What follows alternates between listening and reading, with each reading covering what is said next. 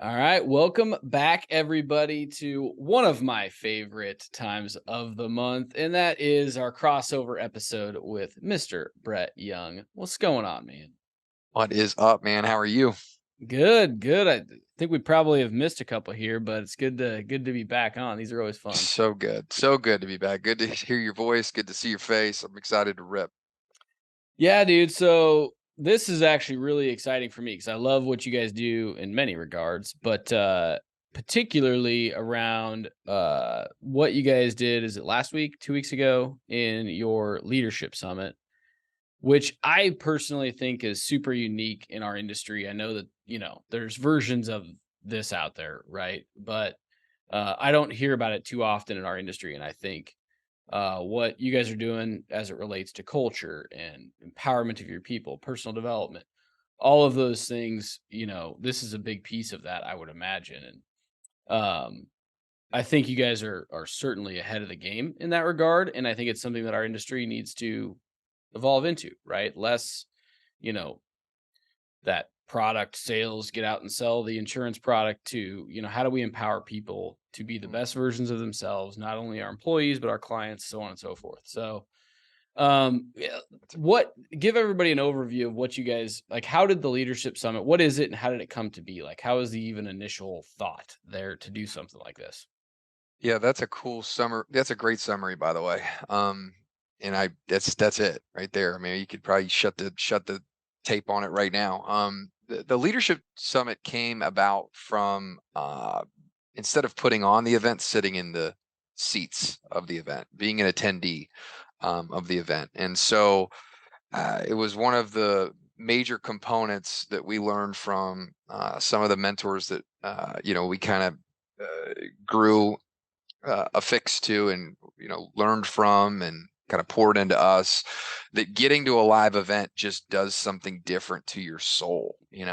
A good live event allows you to connect the dots on things that you're working on. You think about all the projects that you have in your office, that you have in your agency, that you have going on with different departments, with your service team, your executive team, the sales team, your marketing, everything that you have going on, all those objectives. Everybody's looking to be tactical, Yep. but most of the time, not everybody's thinking strategic, and the big picture gets lost in all the to dos, and there's not a fundamental underlining current that connects the whole organization. You can send out videos, you could send out emails, you can continue to remind people, but usually the overall big objective and mission of a company is more field driven than it is intellectually driven. It's usually a noble cause. It's usually something for a greater purpose. It's usually something to make an impact.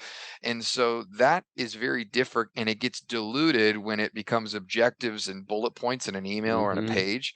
And when you get to a live event, and if you do it right, it allows you get emotionally captured into what you're doing, and you get to see testimonials. You get to see it start to play out. You get to see other people's successes, and it basically objectifies this intangible, feeling driven thing. And if you do it right, from what we've learned, is that it just creates it ignites a group of people. And it's no different in the insurance space or in the business space than it is with a church gathering. It's no different whether it's a political gathering.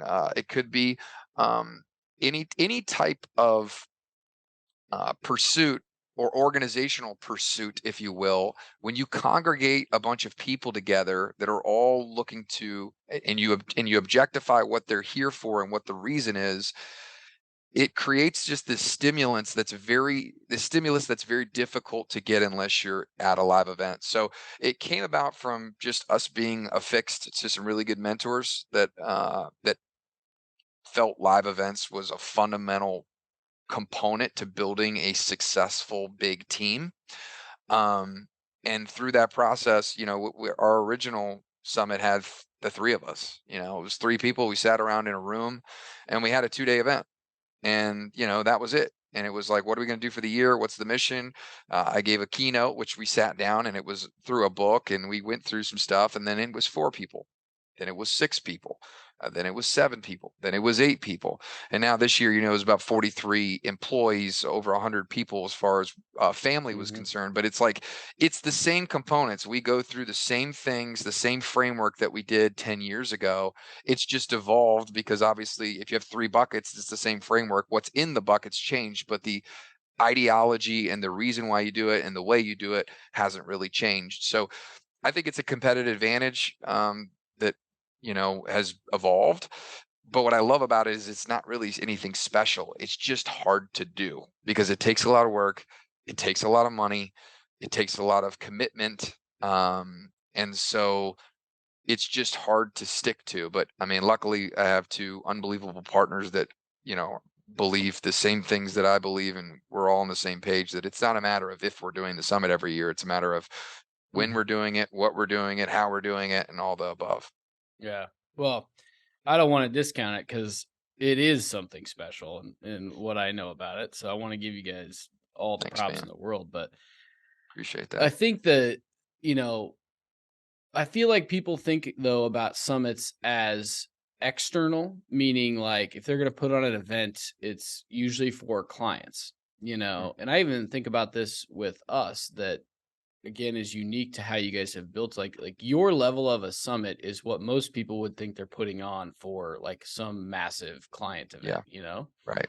and again not they should do those things, don't get me wrong, but that's where I think it's so impactful is this is something you guys have done and put together to build and empower your team and bring them together in such a big way that most people don't even think about it. Like we do a holiday party every year. And like actually since our conversations, we're going to be doing some more things around that, mocking some of it off of you guys, nothing to that level, but dipping our toe in the water of like, how can we Hmm. create more meaning behind, something that is awesome and needs to happen and getting your whole team together. And we have 4 Yeah, locations and that's, doesn't happen that often. And it is important.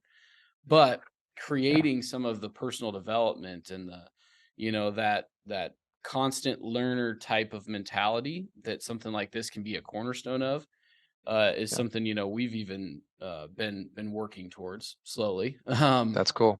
But yeah, you That's gotta cool. start somewhere, like you said, and you figure it out, you learn, you iterate, and you try new Yeah, things, but I think if I could sum up the biggest reason I think it's powerful and the biggest lift is belief.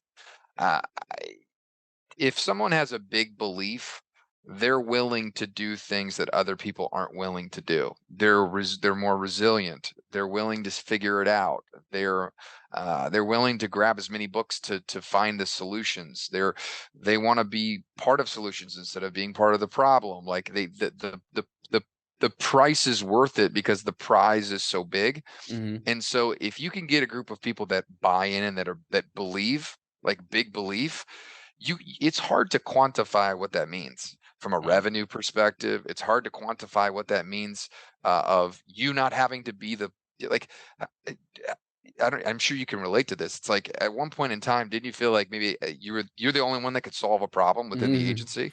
But what would happen if you had your entire organization that was equipped and wanted and took ownership over solving a lot of that stuff? So it's like the lift that comes from giving that bigger perspective of why am I here and why is this worth it and why is this unique and special is just hard to really put down on a P&L, you and can't, yeah, but it's one of the and you're most not going to important things. right, and you're not going to get the return in a quarter. You're not going to get the return in 2 quarters. You may not even get it in a year, but quantified over a long period of time, that repetition is just it's just a momentum shift that is hard to put into words. And I mean, I felt that this year at our event. It was just like it was like a culmination. I mean, like to give you perspective, I mean, we spent maybe an hour and a half in split ops and marketing and sales, and we did a high level, extensive hour and a half training nuts and bolts on that aspects of the business. The other parts of the 2 days had like they were very little to do with insurance. I mean, Mhm. it's where we came from. What's the story? Why are we here? Why is it important? How do you fit into that? Do you know what that looks like? That value proposition, are you able to articulate that? Why is there, is there patterns in your story with the company story, and what can you learn from that? Hearing from different team members of where they came from and where they are now, what challenges they came across, how they overcame them, what their background is. So now everybody in the audience is seeing themselves in these people, saying, man, they did it and they have the same background as me and they had the same problem as me. Belief, belief, belief, Mhm. right? And then we go through, what has happened this year, very minimally, like wins and losses, and what can we do better, and all the good stuff that would be at a normal summit. And then, we set the sail for next year. But the biggest, coolest part of the whole event, embedded throughout the whole thing, is someone in the audience, or someone that's a new team member, or even if they've been here for a couple years, can look up on the stage and say, well, they did it, or they're the same, or they have the same problem, or they're feeling the same way that I feel right now. Oh, that's normal. And this is what is available. And oh, this is why this is unique. Like, people they need more gas in the tank, like we run it Mhm. hard, and like we just forget that everyone's always asking the question, what's in it for me, and Yep. why is this worth it? And you know, that wick runs out. There's a time limit on that wick until someone needs to get refueled. They need to get, they need to get poured into. So, for us, we do it every 6 months. We used to do one annual summit, and that was it. And we've now realized that there's just not enough of that. So we do a summer bash, but that's more fun than anything else. But either way, it allows people to go, damn, okay, this is why I'm here. Like, this is Mhm. what we're doing. This makes sense. Okay, cool. And so it collectively, it helps with buy-in. Collectively, it helps with them staying on track with their goals. It helps them remember what they're fighting for. And then, organizationally, like for us, it allows us to, groom leaders. Yeah. Basically, I mean, Yeah. if you have good leaders, they can think a year out. You're able to think 5 years out. If you don't have good leaders thinking tactically for the quarter and a year, then you're not going to be able to think 5, 10 years out. You're going to be so consumed with the problems today that you just don't have the ability to do that. So it's been a huge, I think it's been a huge game changer for us. It's a lot of work, but it's 100% the most fulfilling moment of the year for me, is just watching all the emotion and just the fun, and the light bulbs come on, and the connection, and people making cool relationships. Um, it's been fun, man. It's a cool event. Yeah. That's sweet. And I think, you know, the how do I want to put this? Like what you were talking about, the return that you get is not quantifiable to some degree in this, right? But you can feel it, Yeah. is what you're talking about. And like you feel it as a leader when you're talking about, like using a simple example, like sometimes in organizations you can get those pockets of negativity, right? Or conversations that can go negative, right? Mhm. Somebody doesn't agree with a decision that was made, and they start talking to a coworker, and then that spreads, type of thing. But when you have the overwhelming majority of your people that believe in the broader belief and mission and understand that, yeah, decisions aren't always going to be made perfectly, but hey, you want those people that can go to that person and say, hey, you may not be looking at that correctly. Why don't you go talk to Brett and just like, I think he can help Yes. understand that better. Like, Yep. and just kind of cut that off and keep the positivity and the belief around what you're doing, because everybody's going to get that way at some point, right? It's Yep. natural. We're humans. Yep. But you need a support system around you, and like you can't be Yes. everywhere at once, right? Yeah, And so and you and need I that I can't army. communicate the message because I'm Yeah. biased. Like, my message is biased. If I'm talking to a team member and I say something, they may listen, but it's going to come with some level of Yeah. bias. If they get it from another team member when they're having a cocktail after the event, at one of the after events, and they hear it the same way from a different person, all of a sudden their belief goes through the roof, right? Because Yep. there's not as much bias around it. So, to a point, even if I could be everywhere and my partners could be everywhere, there's the level of effectiveness of doing that diminishes significantly over time, because they know that it comes from a bias, right? Like, and I think events are the ultimate third party. right? What we're talking about is hearing it from another person. Yeah. But events do what you want to be able to do, that you just like so frustrated because someone doesn't get it. It's like, why don't they get it? I've said it a hundred Mhm. times. They just why don't they see it? You could have an event and just put some production value on it and say the exact same thing, and the light bulb comes on for someone and says, "Oh man, that makes sense." Because there's something about having a third party um, utility that delivers a message so much better than you can, because it doesn't come with the same level of bias when it comes directly from your mouth, unfortunately.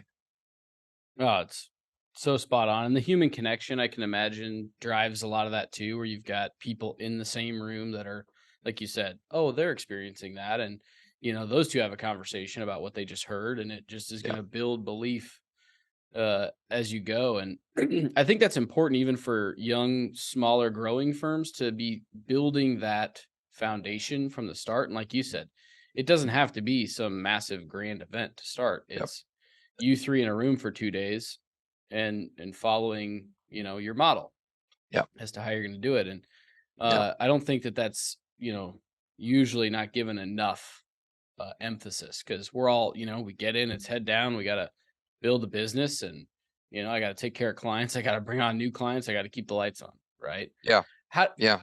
maybe talk through that side of it for you guys before we get into kind of the nuts and bolts of how you do it, as much as you want to. But like, how was it ever a challenge in your mind to be able to spend the time, resources, and frankly the cash to Yeah. be able to do this? Like, I'd imagine at some point you guys are like, "Holy shit, like, Yeah. are we gonna be able to do Yeah. this?" type of thing. I mean, walk through that psychology. Yeah, man. I mean, I don't think it ever goes away, because if you're doing it right, you're growing, and then every year you're like, wow, that's the bill, Yeah. um, I mean, this year is no doubt no different. I mean, I was just like, wow, this is this Expensive. is us. We're doing this. Like, I was talking to you before we turned the camera on. I walked in, and this room, it's this big room, and it was beautifully set up. It was amazing. I'm like, hold on, is this just us? It's like you forget, because you're just comparing it to the last year, but it's been 12 months. So I don't think that ever goes away. And I think it's the same way if you have seven people. You're like, Mhm. if you're a young new firm and you're taking seven people to dinner, you're like, damn, it's going to be a big bill. Yeah. Can we do this? Like I remember that for us, but we would do fun things, man, that wouldn't cost a lot of money. Like, my folks had a house down in St. James City, and they had this, and we had it was like a deck boat that they would have in the back, and they let us use the house. I remember them letting us use the house for a weekend, and we did it down there. And we woke everybody up at 4 o'clock in the morning. We didn't tell anybody, but we woke them up at 4 o'clock in the morning, and we handed them something, and it was a scroll, and it had something really cool, and it was about their dreams, and it was about a lot of cool stuff that was more personal development driven. And we got on the boat at 4:30 in the morning in the pitch black, and we drove out to the causeway and watched the sun come up. Now, this is just six or seven of us. Like, there's only three employees at the time, and we listened to a Les Brown tape, and we took this scroll, and they wrote out what they wanted, and they put it in the scroll in these old Coca-Cola bottles that we brought, and they threw it out into the ocean. And it was like this metaphorical way to signify that, like, your dreams matter here. And that's what this vehicle is about. You can have that, but you got to want it, and you got to go after it. And we're going to do it together. And it's us versus the world, right? We weren't some big firm that said, hey, we can have it's like, it's different today than it was then. But the value prop it was this different spin. It was us versus the world. So now it's not necessarily us versus the world, but at the same time, it was here. You can have what you want here, but that didn't cost anything. Like, Yeah. that was creativity. Like, it was a couple gallons of gas and a borrowed boat. Get a good insurance policy, but besides that, Do you know it was anybody? creative. And I'm looking back at videos. It was one of the videos that I pulled because I was doing like a memory deal for the summits, and I was like, man, like, this stuff doesn't cost money. It just takes intention. It takes creativity. It takes you care. You have to make it a priority. So I think in the beginning stages, more than anything, it's way more about being creative and creating experiences for people and getting out of your own environment and disrupting the behavior of just the normal day to Yeah. day than it is about you throwing a cocktail party or going to an expensive. We never went to an expensive dinner, Elliot, ever, ever. We couldn't afford it. Yeah. We didn't. We would, we Do do these barbecues or yeah, we do these cool experiences, and then we would do it really, really inexpensively, but it still had the same impact. And like, those team members most of them are still here today, and we talk about how the fact, like, do you remember when? And there's fun in that because the message was it's us versus the world. We're not trying to pretend to be somebody we're not. We're saying that we're going to do something special together, right? So it wasn't like I was trying to prove, or my partners and I were trying to prove to them that they're in the right place because we can give them everything that they want. It was, no, collectively we're all going to create something awesome together. So I would just say no, it doesn't go away, but creativity is a much better tool than cash. Um, and I think as you get bigger, it becomes challenging because you could throw cash at it instead of be creative. And Yeah. I think Yeah. that that's where we found where you got to be very careful that that's not what makes the summits memorable. It's not getting an open bar at a badass party, which we're going to do, but right? But but it is a threat to say, all right, well, let's just do all the normal things that a venue can support and let's throw money at it and be done. It's like, no, these events are about creativity, intention, and going deep. And if someone can see that you've put your heart and soul in it and that it makes sense, there's an intention of why you're doing this, you're just going to get such better outcomes. Mhm. But I mean, this year, looking at how much we spent, it was a lot. And I think about it and I go, man, this is one event, one company. Like, and candidly, I don't know if we might do some sponsors next year, where we could try to offset Mhm. some of the cost and do it in a way where we could give, some spotlights. And because I think at this point now it would be very valuable for somebody. But either way, even if we didn't, I think it's just, if you look at it from a standpoint of return instead of cost, you're going to have a much better psyche about it. But also, if you try to go from 0 to 100, you're gonna be like, whoa, this is too much. This is too much of a budget item. But if you slowly build it up and you know that that's just part of the expense every year, Yep. you know, if it goes up 20%, 20%, 20%, 20%, all of a sudden, like, we find ourselves at this big number, but it's not that much bigger than it was last year, right? Yeah. So Percentage-wise too, it's yeah, similar, so right? Yeah. you're scaling it up, so it Yeah. becomes part of your operation instead of like, oh, okay, let's just do this now. So I think that was helpful. Yeah.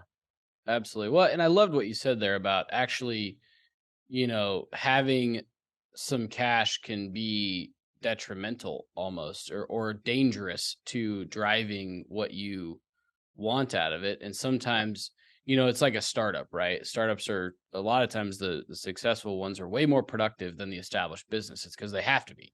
Hmm. They have to figure out ways to do things with less cash and whatnot. And I think, it's easy for people sometimes to look at what you guys have now and be like, oh, when we get there, we'll do stuff like that. Or, Right. it must be so nice to be, where you guys are at and be able to throw a big party like that. And I want to Right. encourage everybody to like take that step back, like you said, and start small, figure out a way to do something that drives the impact you want. I think that's what I've always noticed with you guys too is it wasn't about necessarily, and I'm gonna put words in your mouth for a second, so correct this if I'm wrong, but it doesn't seem like it's ever been about go like we're gonna go out and have fun, but that's not the intention. The intention is, this year we want to drive this feeling, this thing, this belief with our team. How do we do that?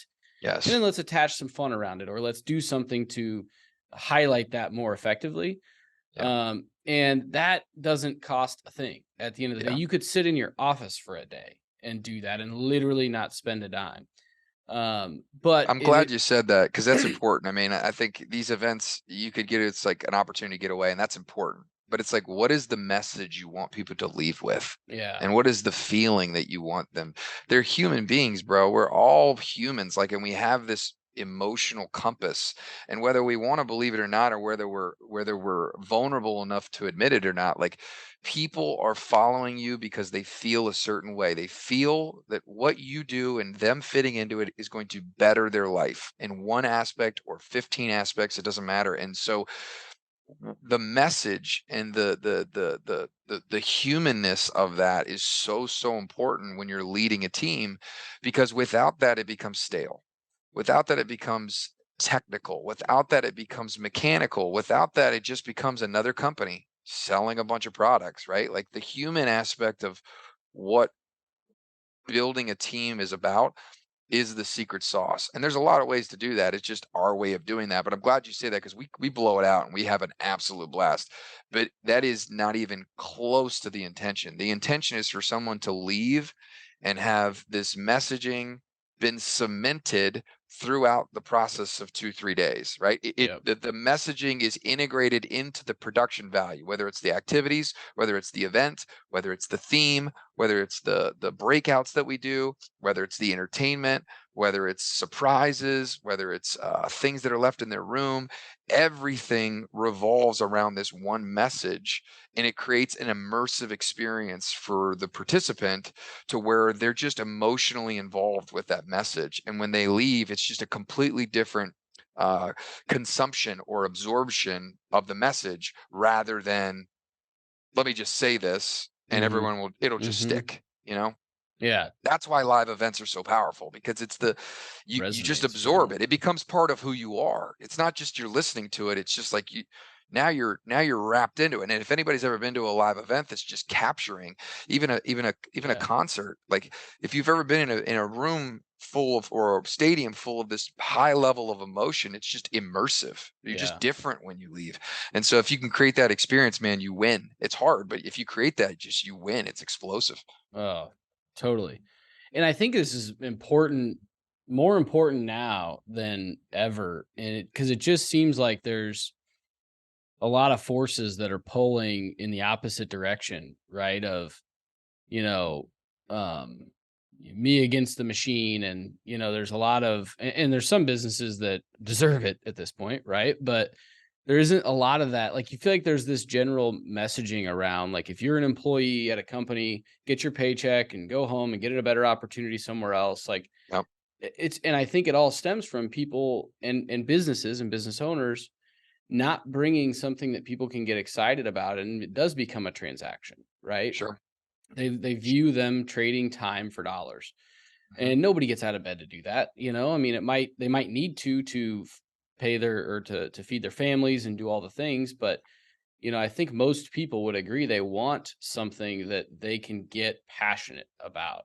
Sure. And they get, when you talk about, your mission and, be extraordinary, they get a certain feeling about it, and like they get excited. Thanks, man. And Yeah.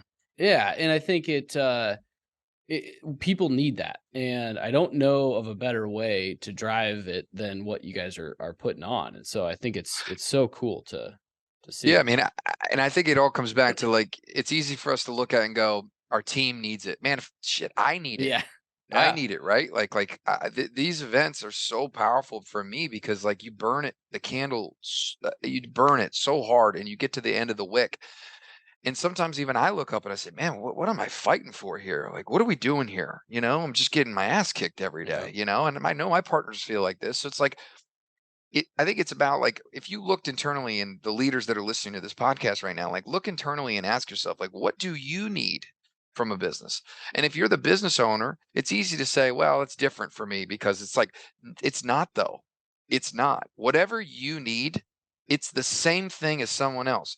They may not want to be the entrepreneur and take the risk Yeah. and put their livelihood in danger and go out and carve this path and take this burden for bigger upside. Most people do not want to do that, Mhm. but the emotional reasons and needs that you have for getting up every single day and coming into your place of establishment is the same needs that somebody needs that you're hiring from day one. They are. They're emotional human needs. And if you can tap into what that is, and if you can be vulnerable enough to ask yourself, like, why am I doing this? Like, what do I need? Like, start there. Like when we were doing the summits and it was just the three of us, like, what do we need? Like, what is the practice Yeah. for us? It was always from a filter of, like, one day there will be an army of people, but we are those people now. Mhm. And if it's good enough to do it with our teams, well, then it's damn good enough to do it with us, because it either works or it doesn't. And if it works, then we need to practice that internally. So I think you could get caught in a loop of, like, okay, what does my team need? How do I serve my employees? How do I help my agency? It's like, no, no, no. Like, everyone has a heartbeat, and they're all people, including you. And you need to figure out what is it that makes you tick and go deep. And that's why I love personal development, because once you start to understand the patterns of personal development and aspiration and inspiration and motivation, and you start to recognize that, yeah, we all have different variations of that. Yeah, we're all derivatives of a different, we all have different derivatives of that essence, but the essence is the same. And if you can learn how to tap into that, you can speak to a very broad audience and Mhm. pull, and you can captivate people into whatever your mission and whatever you're doing every day. Then it's not about insurance. We're not showing up to do insurance right now. We're showing up to do something way bigger. Insurance is just the vehicle in which we get to execute that. And that's cool because Yeah. now you get into recruiting, you get into speaking to a bigger audience, you get into more talented pool of candidates to draw from. You get into it just opens up a completely different new world because now you're not pigeonholed to insurance. Because for the reality of the reality of the situation is, for the most people, when you hear that, they shut off. It's gone. But if you start talking about your mission, your values, and what you're doing, and you're able to antiquate that all together, all of a sudden it's like, okay, whatever we're doing. Are we selling headlights? Cool. Let's go sell a bunch Yep. of headlights. Who cares what it is? Totally. Totally. So talk about um the structure a little bit of where you've gotten it to today.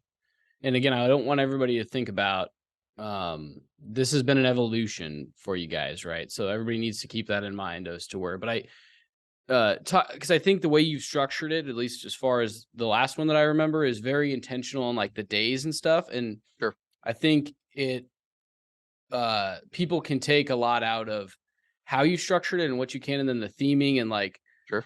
talk a lot about, if you don't mind, some of the personalization you guys put into it, because it's extremely thoughtful. And I would imagine some of that stuff, whether or not like people care they're getting a little trinket or whatever, it shows thoughtfulness on your part. Like, I Sure. understand you, and I know this little bit of thing about you that you put into the gift or whatever.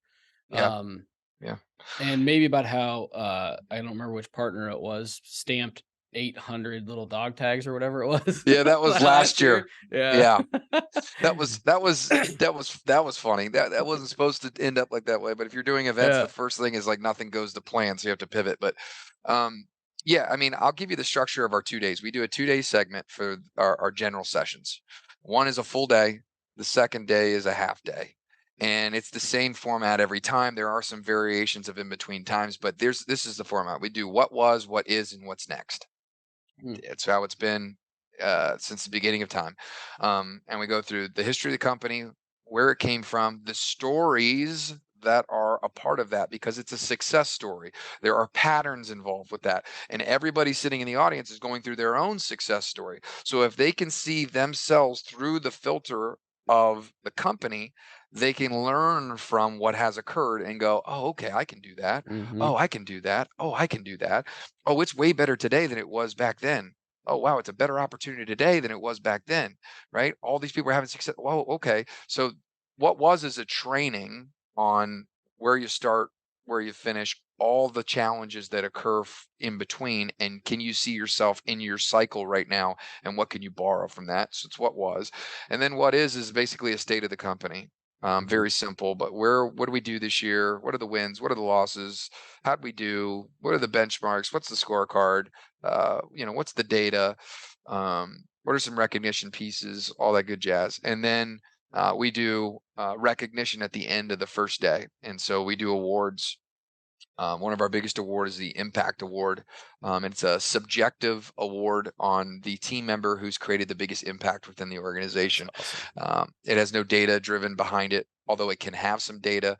But it is based upon culture, human connection, person who's a mission believer, has carried the torch, and has just made the biggest impact throughout the organization. And that's really cool because it's been the top producer one year to a team member that doesn't have these huge data points that you would look at and Yeah. and map on a sheet. It comes down to their ability to contribute and make an impact with people smiling. It's like it really is a really cool award that we've created around that. And then we end the day and we do an event that night, and that event is always themed based upon the theme of the event.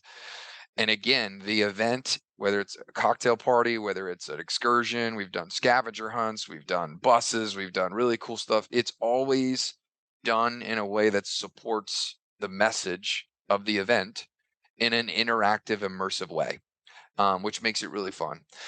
And then on Saturday, we blow it out. And Saturday we have breakfast and show up for our second day session. And this year we did a live podcast with the Oh, Impact Award winner from the front of the nice. stage, which is really cool. I think it'll drop next week. And we got to do Q&A with the team on their journey and where they came from and all that cool stuff and, Yeah. challenges. And so that was really cool.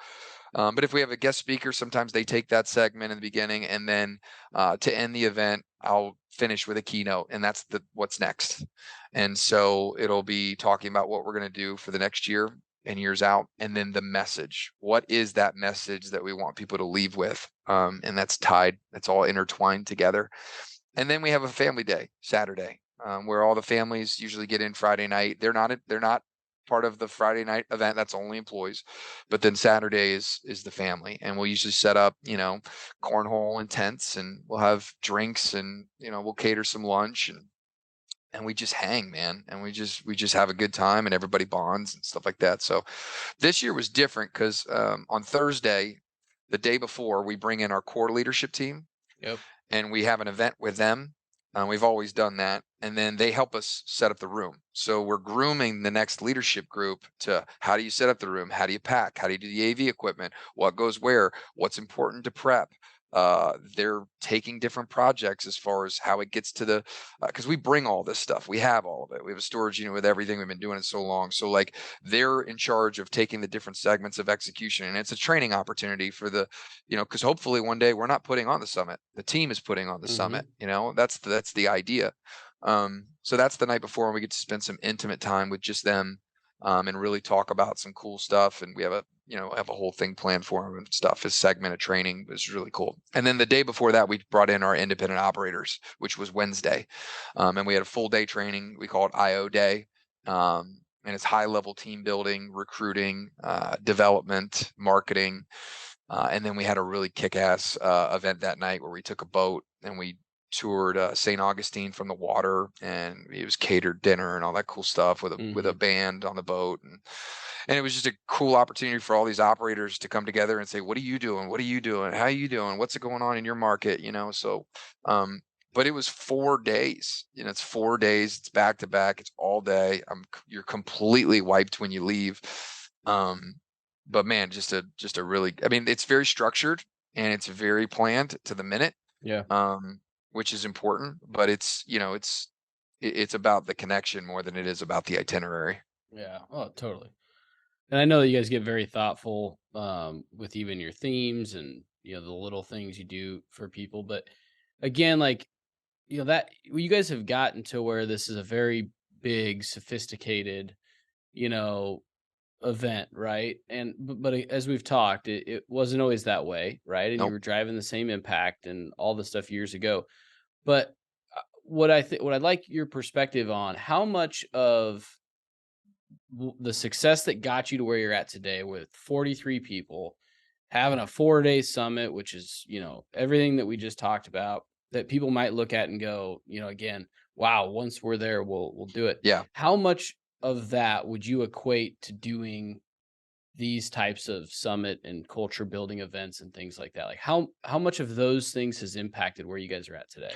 It's literally everything. I mean, someone says, "What's the unique sauce of Urban Young?" It's that. Like Yeah. it's the I team figured you'd say building. that, but It's the team building system that we've learned prior to this business that we just brought to the property and casualty business. And it's very we have one of our mantras: get to the next live event.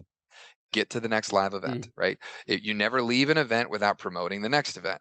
Like be here a year from now. That's a mantra. So like there are these systems of team building that are have are literally what this entire company is founded on, and the principles that guide it. And a a live event, a big marquee live event, is at the staple of that system.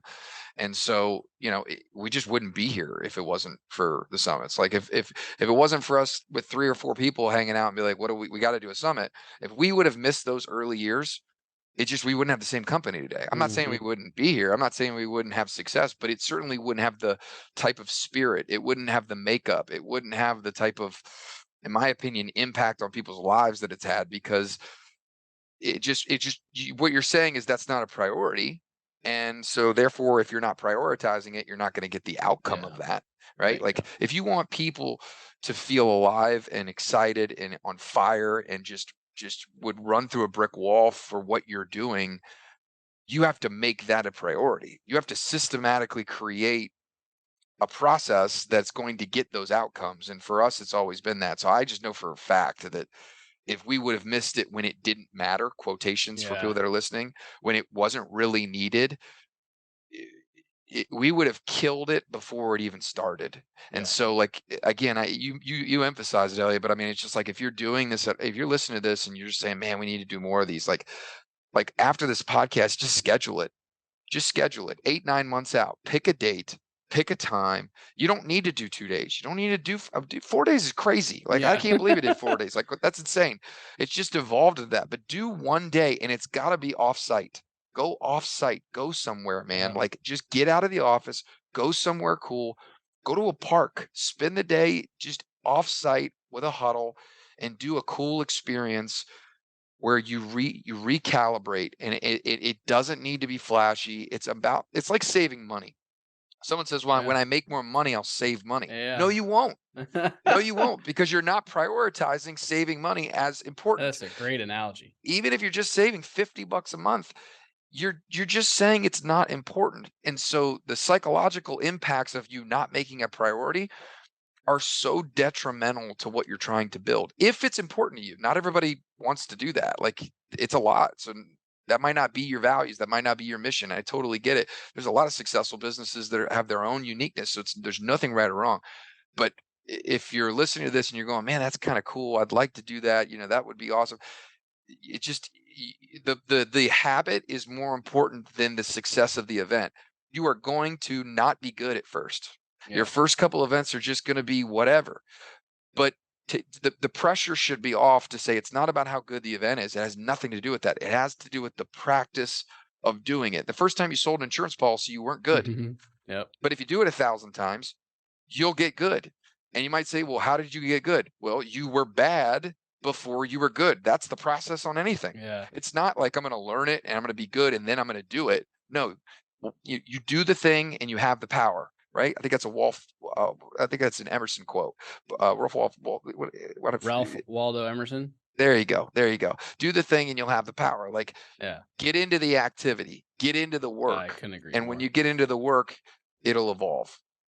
Yeah, I just threw up a post saw a video of Alex Hormozy, if you're familiar with him, Oh, but yeah. he was talking about volume negates luck, and basically that's what he's saying is like, don't you can't expect to be good at something until you've done it 1,000 times. Yeah. Like, so don't even bother. Don't even bother evaluating. Don't even bother thinking about it. Just know you've got to put Yes. in 1,000 or whatever it is. If you're cold calling, like, he talks about his neighbor or something making 20 cold calls a day, and he's not, he was frustrated, he's not any good. And he's like, you come back and talk to me when you've made 200 calls a day for 4 years.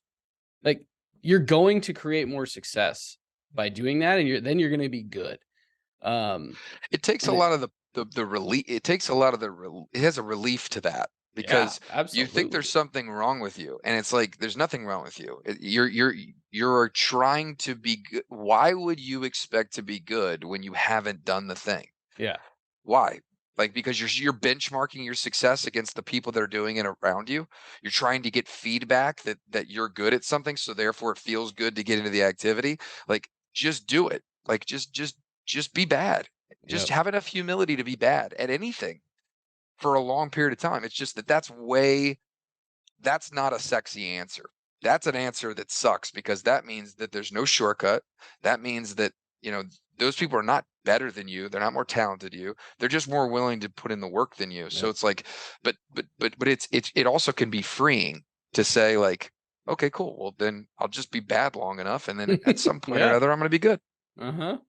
Exactly. So, well, and I ask that, I hope that people realize that, right? Like, you're going to see what you guys are doing and probably be a little jealous and probably have those feelings, but at the end of the day, the reason you guys are where you are at today is you were doing this when you couldn't put on a 4-day event. You were Yeah. still practicing that, exercising that muscle. And I think, you don't know the value of what you're doing today until you experience the result.